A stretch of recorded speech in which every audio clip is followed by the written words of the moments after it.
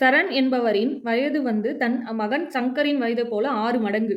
4 வருடங்கள் கழித்து அவரின் வயது மகன் வயதை போல் 4 மடங்கு எனில் அவர்களின் தற்போது வயது என்னன்னு கேட்டிருக்காங்க. இப்போ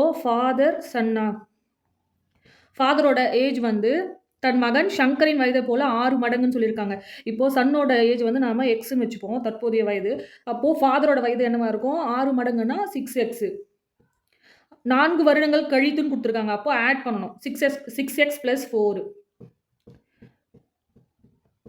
x plus 4 4 வருடங்கள் கழித்து அவரின் வயது மகன் வயதை போல 4 மடங்கு எனில் தந்தை வயது வந்து மகனின் வயதை போல 4 மடங்கு கொடுத்துருக்காங்களா? அப்போ 4 into x plus 4.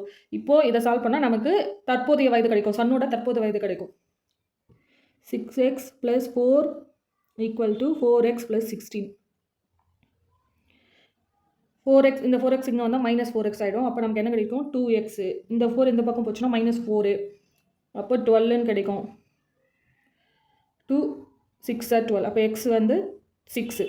மகனின் வயது வந்து 6. தந்தையோட வயது தெரியறதுக்காக 6xல நம்ம சப்ஸ்டியூட் பண்ணுறோம். 6 இன்ட்டு எக்ஸோட வேல்யூ வந்து 6 ஈக்குவல் டு 36. இது வந்து ஃபாதரோட ஏஜ்.